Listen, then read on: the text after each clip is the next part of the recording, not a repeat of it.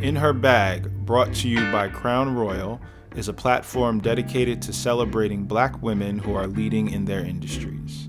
The world is just catching up to Black women being the sauce, and we want to give these powerful women a space to tell their authentic and honest stories. My name is Cam, and in this episode, I will be talking to my good friend, television host and personality, Miss Nina Parker. So how does a girl from the Bay Area, what inspired you to get into your career? I used to ask my dad, like, what are there people in the TV? Like, I didn't understand as a baby, like how it works. So I was just always just kind of like, how do things work, you know? And so as I got older and super inquisitive about pretty much everything, I think like I remember my sixth grade principal asking me to like walk around the playground and interview kids on what dare meant to them, and he video recorded it. And there's like a tape somewhere of me like, what does dare mean to you? As you know, as an inquisitive sixth grader. Yes. And you know, I think it was just kind of like just getting kind of that dabble in the camera and talking to people. And I'm just really intrigued with people's stories. Like I'll look at somebody walking down the street and be like, I wonder what their backstory is. So when I went to school, I just decided to major in broadcasting and kind of get in. Initially, I wanted to be like hard hitting, like local news, get in there. I did the local news thing very early in my career as a PA and was like, this is not for me. Yeah. So, but I knew I wanted to do TV, and I really started to gravitate towards entertainment because that's really what I was interested in. What was probably the biggest surprise to you when you started to get into the technical side and really how things work? That to make something look easy is really difficult.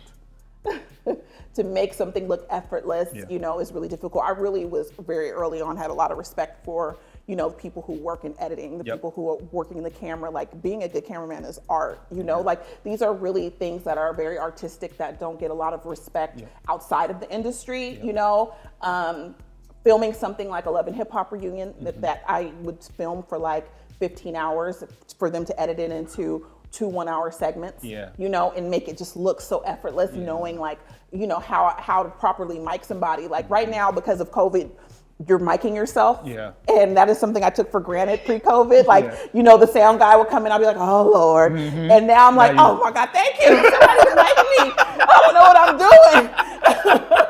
And so, it's like, it's those little things that you take for granted, but there are people who are really, there are people who are, perfectionists at getting the right sound. Yeah. When I watch something and I hear the sound is bad, I can tell immediately, like, oh my gosh, like.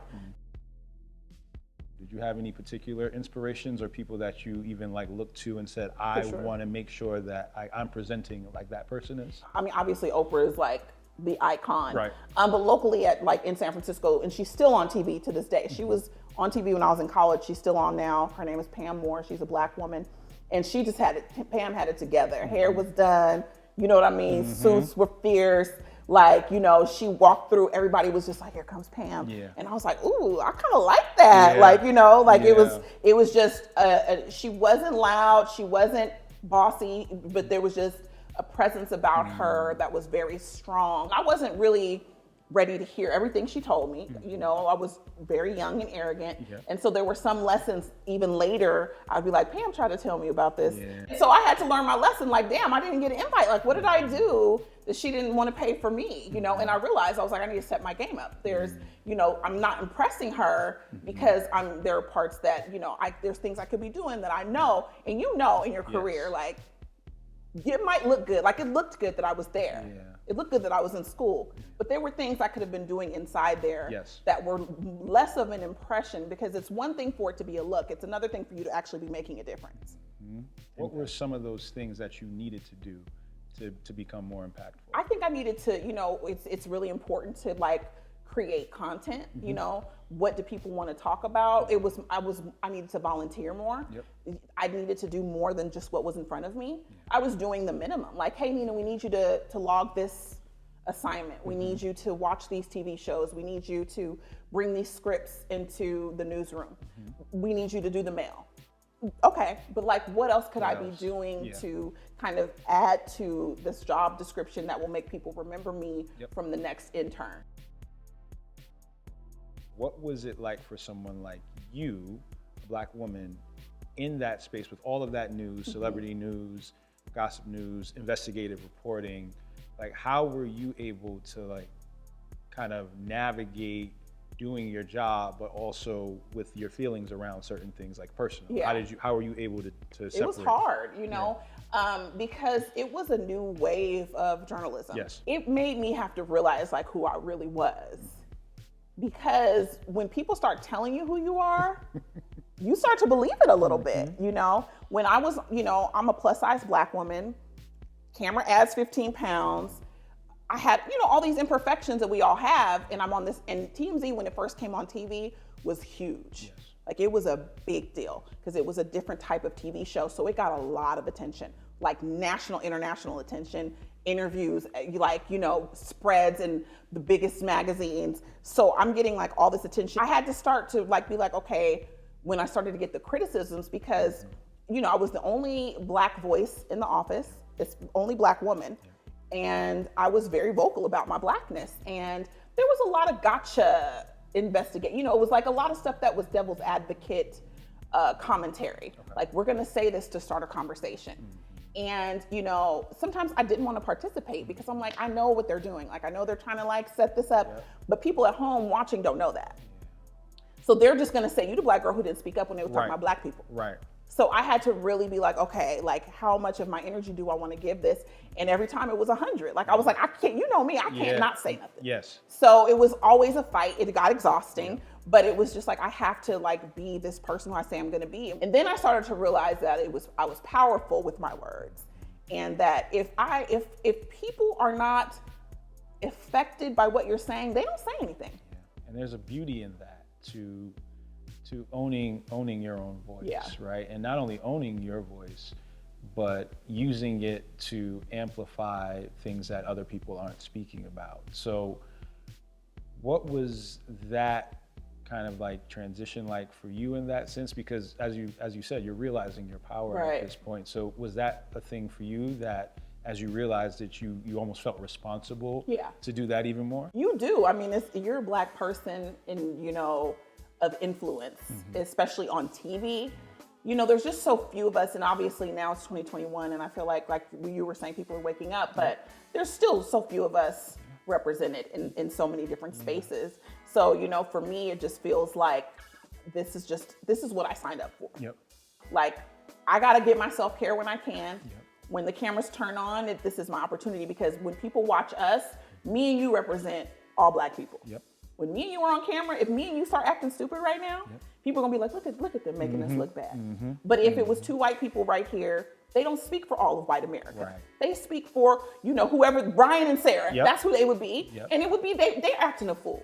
But with you and I, we have a bigger obligation. And you know how it is with Black people. Like, they hold you accountable. And they will tell you on social media if you were acting crazy, if you embarrassed them, if you didn't speak up, if you didn't say enough. So, it's just like but I had to do the best I could to my ability, and then I want to be able to always just say, like, this is where I'm coming from, whether you get it or not. I mean, that leads you into these spaces that you operate in now, where you are a leading voice in news and in entertainment. How is that for you now? Do you feel comfortable in still being that distinct and differentiating voice? It's unfortunate, and obviously I'm always growing and trying to create new things, but sometimes I'm the only Black voice in a white space, and I'm not necessarily talking about Black subjects all the time. Like, it's more, it could be more of just an award show or whatever. And those things are always topics to be had about diversity. But sometimes there are places I feel like I can't get to because I do feel like I've elevated a lot. And so it's like they almost like filter things more for you. Like, you don't have to do that. We'll do this for you. And so I have to really be vocal about, like, hey, I want to talk about this, or I want to talk about this topic, because to be honest, it's been easy for me to avoid the complicated issues if I want to. So it's really a job for me now, where before I felt like maybe it was a little bit of a burden, like I have to talk about everything. Now they filter it so much where I won't have to talk about any of it if I don't want to. Right. So it's a choice. Yeah, it's a choice of making sure that I'm included or doing things. Or I did a special for Bravo called Race in America during the summer, talking about George Floyd. Like, those things are really important for me to participate in, to make sure that that's still aligns with like what I'm doing in entertainment. I'm very proud of who I am and where I come from. And You know, it's hard when you do get to a certain level, because in your mind you're like, I want to have my own show. I want to have this representation, you know, like agents and all these things, and you get it, and not that things get watered down, but it gets really glamorous. Yes. And a lot of times when things are glamorous, they don't want to have hard conversations. Right. You know, it's really easy. It's easier to talk about things right now. And it's easier because people know you. So they know your heart. They know where you're coming from. You don't have to sit and explain. But it's hard for me personally, because there's a part of the fight that I feel like sometimes I'm not invited to. Yes. But I am in a position now where I wasn't before, to have conversations with people who are really making the decisions at these networks. Yes.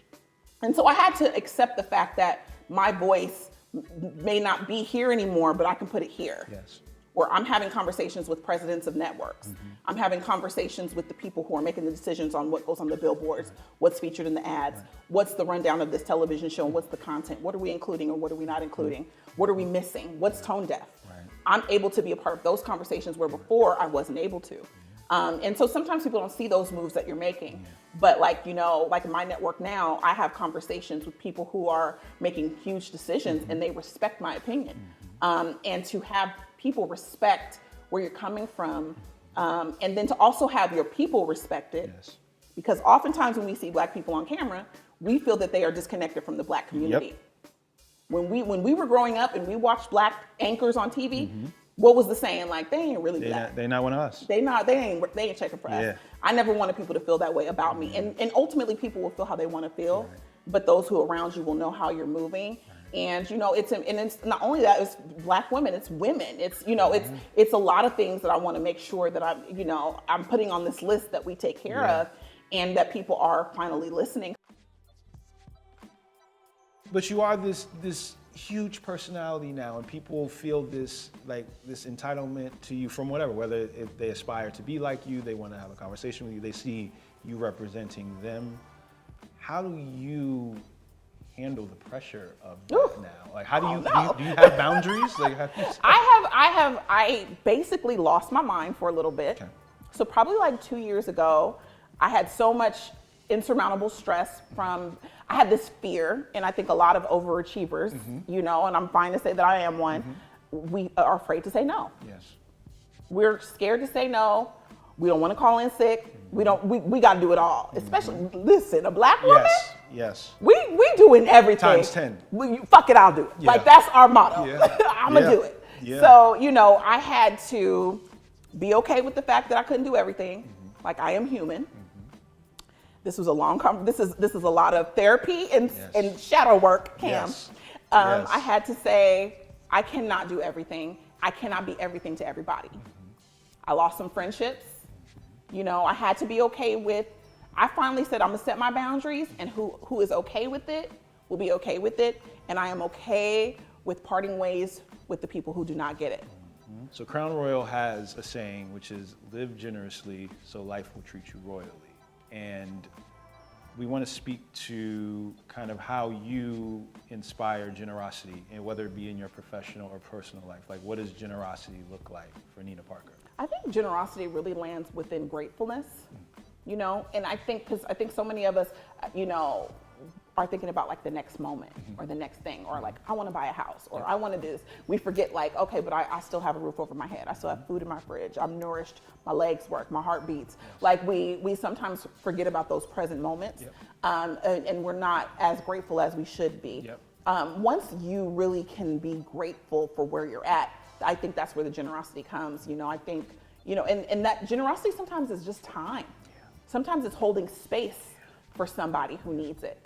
You know, checking in on people and taking a time to clock like what's around you. Generosity isn't always donations. You know what I mean? Because anybody can donate, you know, but I think being present for people is something that's extremely important when you have a busy schedule, especially, you know? And so I think that those things mean more to people when they know you don't really have the time to be doing it. Absolutely. You know, so if you do show up, or you go to that, you know, the church service where your friend is giving the sermon, you know, pre-pandemic, but like, you know, those little things mean, even if you just pop it in, I think that generosity means a lot. But also, like, being generous with yourself. We always put ourselves so, like, in the end of the list. But if you're generous with you, you're going to be able to fill more people. You're going to be able to fill them up way more than if you were on E trying to do everything for them.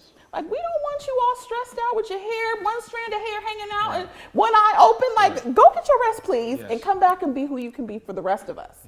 And, you know, I'm really about, you know, putting that oxygen mask on first before you save everybody else. That is extremely important, you know. So that's really what it means to me. The 2 G's of gratitude, you know, gratefulness and generosity. So I guess that's 3, but still. That's amazing. And that's so true. Just, you can't be anything for anyone else without being it to yourself. Eventually, you can for a little bit. Eventually, it does catch up to you. And it's just a practice what you preach. And it's whatever it means for you. But, you know, ultimately, if you're on empty, you're not going to be able to sustain for other people. It's just impossible. So it's just like, we have to, you know, celebrate ourselves a little bit, you know, which is what I think we're doing with these drinks. Yes, we are celebrating. Everything. We're going to celebrate. We are celebrating. More celebrations. More celebrations. Yeah. You are wonderful. Thank you so much. Thank I was you, like, friend. as we're talking, I'm like, I need to talk to Nina more.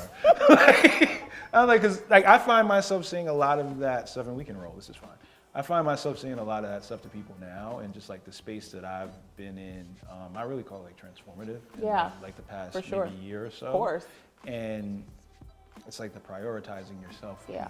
And like just, I always felt like I was, but I really wasn't. Right. And it's like, you know, what does that look like? And like you said, it looks different for everybody. So like with me now, it's changed so many relationships. Absolutely. A lot for the better, a lot like just are now It can be lonely too, you know? It can be, you know, lonely when you decide that like, maybe I filled my life with the wrong type of people. Yes. But it's never too late to just figure out, and it doesn't mean it has to be bad blood. It doesn't mean it has to be this vicious end to a friendship. But I think it's like where I'm giving my energy, I'm just not being fed anymore. And sometimes you grow out of things. Like there were so many people that I had things in common with when I was about some bullshit. And now that I'm not about that anymore, we just don't connect the same. And that's okay. And I had to be okay with those separations so that I could really enjoy my own company, so that I could be who I needed to be in this world for me. Man, that's such a timely word. Yeah. Just for me personally, I know that's going to be timely for a bunch of people, but just understanding that, I feel like in these past couple of months, I've just unlocked so many other things in life. And there's just so much power in that again allows you to feed yourself, lead where you need to, fill where you need to. But ultimately, it's about that peace. Right. And that peace that you have, which is the most important thing, more important than, you know, the money, the acclaim, you know, all of that. It's just that peace. And I feel like, you know, a lot of people are worried with the money, with the no's. Yeah. But what I have found is if you really take a time to assess if this is something you can or can't do, God will provide in other ways. Absolutely. And sometimes that's replaced with something even greater. Absolutely. And you just have to really have the faith that I'm gonna be okay regardless. This is something I have to do for me, and I'm gonna take a step forward and know, you know, have faith that it will be revived in a different way. Yep. Absolutely. This has been wonderful. Thank you. Thank you for having me. This was great.